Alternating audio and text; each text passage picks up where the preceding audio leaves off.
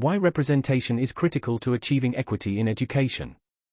In this article, Black Leadership Group Director Amarjit Basi explains why the lack of black leaders in education is harming the education and employment outcomes of black students. When considering student attainment within the UK context, it is right that we focus on more than the academic achievements of people. It's also about their progression from educational outcomes to employment outcomes, to earnings and, ultimately, to career progression. Students' experiences through formal education are just the beginning of their journey. Ethnic equity concerns.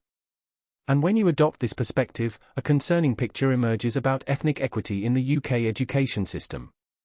The Black Leadership Group, BLG, uses black as an inclusive definition for people from ethnically diverse backgrounds who share a lived experience of the effects of racism. It's a complex situation, but empirical evidence identifies that from the age of 16 onwards, black groups increasingly encounter barriers associated with their identity, sense of belonging and notion of self-worth as they move through the education system and into their early careers. These barriers block the path for many of our young people towards achieving their full potential, and through this the full potential of the UK economy, too. There are nuances, of course. Using our definition, with some notable exceptions, most black groups do relatively well through their compulsory schooling. In post-16 education, however, evidence of the attainment of black students as they enter young adulthood is pointing to inequities along ethnic lines. For instance, published indicators confirm that Pakistani, Bangladeshi, African, and Caribbean groups are less likely to attain top A-level results. Caribbean students do less well at a level and are less likely to be in employment, education, or training. Of the 132 UCAS-listed universities in the UK, just 9 had a higher offer rate for black applicants in 2020. Asian, African, and Caribbean groups are twice as likely to attend a lower tariff university. Black groups are significantly less likely to get a first or 2.1 degree when compared to their white peers.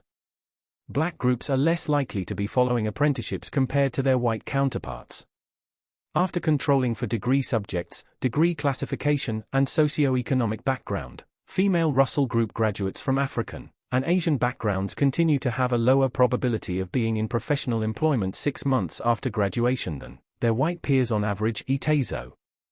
The unemployment rate for black 16 to 24-year-olds rose from 24.5% to 41.6%, from October to December 2019 to 2020, this compared to an increase from 10.1% to 12.4% for white 16 to 24-year-olds.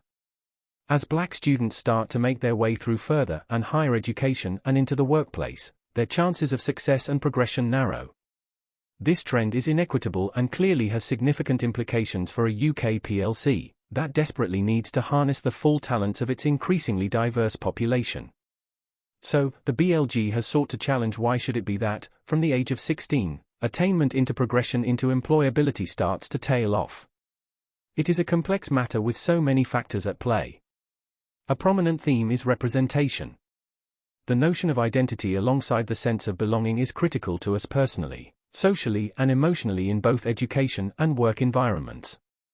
The resilience and self-motivation we all need to succeed when we face numerous barriers is more difficult to achieve when you don't see people like you in positions of influence. A central message in our Ethnic Equity in Education campaign is that the lack of black leaders in education is harming the education and employment outcomes of black students, impairing their immediate and long-term career prospects. It also impairs the social and emotional development of their white peers, creating issues of group and community cohesion. It follows that this has potential implications for UK competitiveness and productivity rates too. Research, undertaken by the Hechinger Report, May 2020, confirms that young people, irrespective of their ethnic background, benefit from greater interaction with black role models. For example, black students possess higher expectations, are more likely to progress and are less likely to be excluded from their studies. Furthermore, white students are more likely to hold black people in higher esteem, more positive about challenging racial bias and more confident in engaging in necessarily uncomfortable conversations in a safe way. With representation, black leaders and other experienced professionals can play a vital role in providing the advocacy and networks for ethnically diverse people as they progress through their education and working lives.